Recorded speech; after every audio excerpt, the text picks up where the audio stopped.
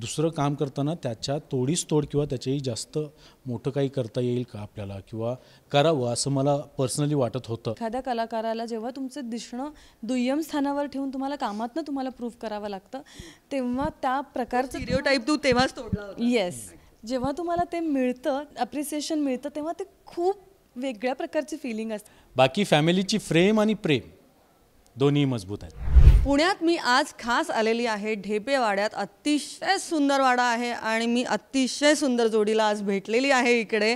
रेश्मा आणि सुमित दोघंही माझ्यासोबत आहे. खूप गोड दिसताय दोघंही. खूप छाबस नजर न लगे असंच म्हणावं असं वाटतंय. थँक्यू. गोड दिसताय तुम्ही दोघं आणि मला एकतर खूप छान वाटतंय. तुम्ही दोघंही प्रेक्षकांचे अतिशय लाडके आहात. दोघांनी वेगवेगळ्या अतिशय सुपरहिट मालिका दिलेल्या आहेत आणि आता घरोघरी मातीच्या चुली या निमित्ताने तुम्ही एकत्र आलात. तर आधी तर पहिल्यांदा जेव्हा ही सिरियल ऑफर झाली, काय असं कारण होतं तो एक दिवसही वाट न पाहता तू जॉईन झालास?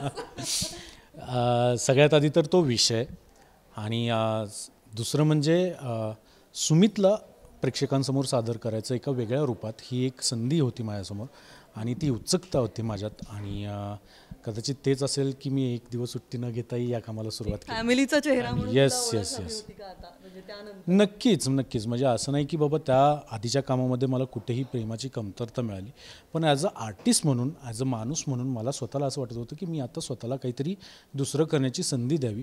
म्हणून अगदी गुड नोटवर अगदी आम्ही माझं काम मी ते थांबवलं. त्यातून मी सांगता घेतली आणि अगदी चांगल्या नोटवर हेही काम मी अगदी चालू केलं आणि खूप सगळ्यांचे त्या कुटुंबाचं, तेही माझं एक दुसरं कुटुंब, त्या कुटुंबाचे आशीर्वाद घेऊन त्यांच्या शुभेच्छा घेऊन नवीन कामाला सुरुवात केली.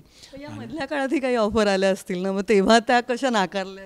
नक्कीच आल्या. मी एखादी ऑफर आली की खूप बारकाईने विचार करतो, कारण मला असं वाटतं की प्रेक्षकांची खूप मोठी जबाबदारी माझ्यावर आहे. कारण याच्या आधी जी भूमिका मी पार पडली आहे बाळूमामांची, तर ती लोक त्याच्याकडे बघण्याचा एक दृष्टिकोन वेगळा आहे आणि लोक माझ्याकडे सुमित म्हणून न बघता बाळूमामा म्हणून बघायचे, आजही बघतात. पण कुठेतरी ही जबाबदारी होती की आपण आज दुसरं काम करताना त्याच्या तोडीस तोड किंवा त्याच्याही जास्त मोठं काही करता येईल का आपल्याला किंवा करावं असं मला पर्सनली वाटत होतं. पण इमेजचा विचार करूनच पुढची भूमिका तुला? हो हो हो हो हो हो. कारण काय ना, कुठल्याही कलाकारानं मला असं वाटतं की चढत्या ग्राफनं पुढं गेलं पाहिजे की असं मला वाटतं. आणि ज्यावेळेस मला इतर कामासाठी विचारण्यात आलं आणि त्या कामांचं आणि या कामाचं मी कंपॅरिझन केलं आणि मला सगळ्यात जास्त आवडला तो, मी जसं मग अशी म्हणलं की हा विषय खूप आवडला, ही स्टोरी खूप आवडली. आणि तसंच स्टार प्रवाह म्हणजे आज महाराष्ट्रातलं नंबर 1 चॅनल आहे, त्याच्यावर काम करण्याची संधी मिळते, त्या स्टार प्रवाहाशी जोडता येतं आहे. तर ही एक खूप चांगली संधी होती. मग मी खूप कमी विचार करून आणि खूप चांगला ठामपणे विचार करून हा निर्णय घेतला. त्यानंतर तुझ्या फॅन्सच्या काय फीडबॅक होते? खूप चांगला. म्हणजे प्रोमो पाहून हो, मला कदाचित मी असा आर्टिस्ट असेल, मला एक काम सोडून दुसरं काम सोडल्यावर लोकांचे इतके चांगले चांगले मेसेज आलेत ना की बाबा आम्ही आजही तुम्हाला मिस करतो, तुम्ही हे काम नव्हतं सोडायला पाहिजे होतं, पण तुम्ही नवीन काम घेताय, आम्हाला तुम्हाला त्या नवीन कामात बघायला आवडेल, आम्ही तुमच्यावर तितकंच प्रेम करू आणि तुम्ही ते काम तितक्याच चांगल्या पद्धतीने कराल अशी आम्हाला आशा आहे. तर हे कुठेतरी आपण केलेल्या कामाची पोचपावती आहे आणि प्रेक्षकांचं खूप चांगला आणि खूप पॉझिटिव्ह रिस्पॉन्स आला आहे या प्रोमो आल्यानंतर.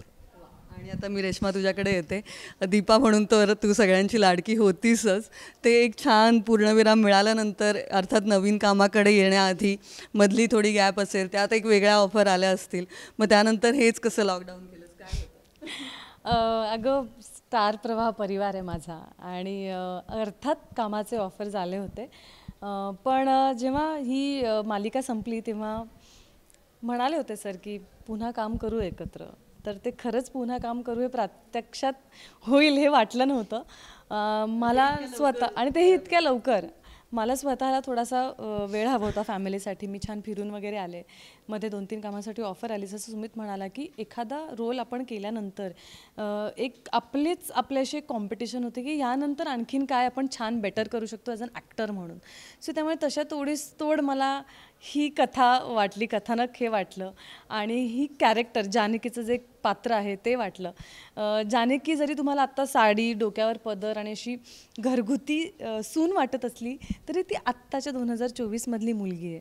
तर आत्ताची मुलगी असा गेटअप का करते आहे, असं करिअर सोडून जेव्हा ती डबल ग्रॅज्युएट आहे, जेव्हा ती गोल्ड मेडलिस्ट असूनसुद्धा ती कुटुंब का सांभाळते, त्याच्या मागे काय आहे, आणि आनंदाने 10 वर्षांचा संसार त्यांचा झालेला आहे, त्यांना एक मुलगी आहे, एवढं सगळं ती का करते, त्याच्या मागची एक सुंदर बॅकस्टोरी आहे, प्रत्येक कॅरेक्टरची एक स्टोरी आहे. सो ह्या एवढा मोठा प्लॅटर असलेला शो, एवढ्या चांगल्या कलाकारांनी भरलेला शो जर मी नाही म्हणणार असेल तर मला खूप मोठा पश्चाताप झाला असता आयुष्यात. तर त्यामुळे मला जसं विचारलं तसं मी हो म्हटलं लगेच. खरा चेहरा पण आता दिसतोय आम्हाला. हो. त्याबद्दल फॅन्सना काय सांगायचं? नक्कीच ते म्हणजे अर्थात त्याही ऑफकोर्स त्या झाला होता. खूप जास्त आता जास्त त्यांना हे रूपात म्हणजे पाहून मला कसं वाटतंय? खूप जास्त चांगली कॉम्प्लिमेंट मला मिळाली की दिसणं वगैरे आपण ॲप्रिशिएट करतोच, पण एखाद्या कलाकाराला जेव्हा तुमचं दिसणं दुय्यम स्थानावर ठेवून तुम्हाला कामातनं तुम्हाला प्रूव्ह करावं लागतं तेव्हा त्या प्रकारचं स्टिरियोटाईप तू तेव्हाच तोडला होता. येस, जेव्हा तुम्हाला ते मिळतं, जे ॲप्रिसिएशन मिळतं तेव्हा ते खूप वेगळ्या प्रकारची फिलिंग असतं. आणि जसं सुमित म्हणाला, एक जबाबदारी असते. काम मिळतं नशिबाने, आपल्याला ते टिकवता आलं पाहिजे आणि ते टिकवणं जबाबदारी आहे. एक पॅरामीटर आम्ही सेट केलेला आहे, त्याने त्याच्या शोमधनं, मी माझ्या शोमधनं, उदय नेने आहेत, आशुतोष पत्की आहे, सविताताई आहेत, प्रमोद काका आहे, सुनील काका, सगळ्यांनी आपापल्या मालिकांमध्ये तुफान कमाल कामं केली आहेत.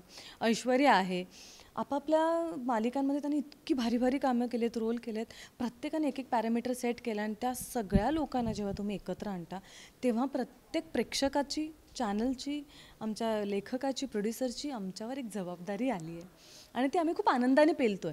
आम्हाला खूप असं काही बर्डन आलं असं नाही आहे, आम्ही खूप एक्सायटेड आहोत. पाहतोय तुमचा आत्ताचाही वावर अगदी सहज आहे आणि खरंच एका फॅमिलीला आम्ही भेटलोय असंच आम्हालाही वाटलं भेटल्यावर. आणि अर्थात डेपेवाड्याची आजची सफर आपण तर खूप गोड एन्जॉय केली. तुम्ही आम्हाला अगदी म्हणजे भरवलं असं मी म्हणेन, तेही खूप छान वाटलं. खरंच सांगू, सगळ्या मीडिया, सगळे जे मीडिया आल्यात आणि त्यांनी इतक्या प्रेमाने आमच्यासाठी, तुम्ही 5-6 वाजता पहाटे तुम्ही पहाटे मुंबईतून निघाला, उठून इतका आलात प्रवास तुम्ही केला. सगळे, तेव्हापासून प्रेम, खरंच प्रेम आहे. याच्यावरनं कळतं की एक तर आपण सगळ्या एकाच फील्डमधल्या आहोत. आपण किती, आमच्याशिवाय तुम्ही आणि तुमच्याशिवाय आपलं असं कामच होऊ शकत नाही आणि तुम्ही इतक्या प्रेमाने आलात, हे खूप ॲप्रिशिएट करण्यासारखं आहे. असे इंटरव्ह्यूज तुम्हाला तिथेही घेता येऊ शकले असते, पण एवढी मेहनत करून एवढं तुम्ही इथे आला, हे खूप ॲप्रिशिएट करण्यासारखं आहे. आणि आम्हालाही प्रचंड खूप छान वाटलं. मी सगळ्या मीडियाकडून हे सांगेनच की प्रत्येकाला हे खूप एक स्पेशल फिलिंग होतं आजचं. आणि अर्थात डेपेवाड्यातली एक छान गोष्ट जी तुम्हाला खूप आवडली काय होती अशी? अख्खा वाडा, खरंच. आणि अख्खा वाडा, महाराष्ट्राची संस्कृती जपणारा वाडा आणि वेल मेंटेन. आणि तिथे प्रत्येक युनिक गोष्ट आहे. पडवी आहे, ओटी आहे, तळघर आहे, स्वयंपाकघर आहे, जिथे चूल आहे, झोपाळा आहे, तुम्ही आता बघत असाल इकडे बैठक व्यवस्था आहे, दिवाणखाना आहे. कुठेतरी गावाची आठवण आली, आपल्या कुठल्या तरी आजोळाची आठवण आली. आहेत गावाकडे नाही कशी कवाडं असायची, ती कवाडं आहेत वेगळ्या आहेत ना.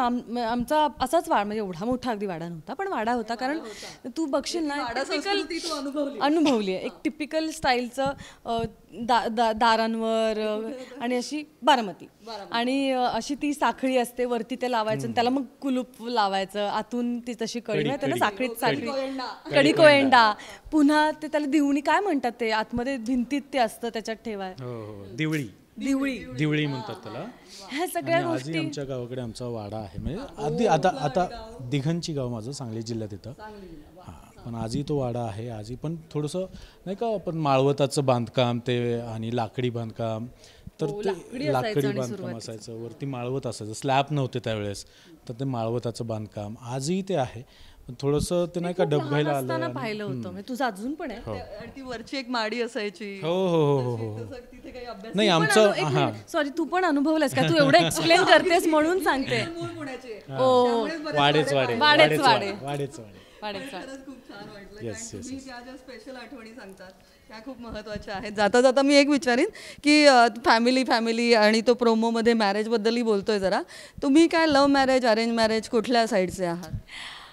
आम्ही लव्ह मॅरेज केलं आहे आणि ते कसं झालं, इतका सभ्य मुलगा अगदी नाकासमोरनं चालणारा आणि इतकी साधी सोजवळ मुलगी, लव्ह मॅरेज कसं त्या काळात.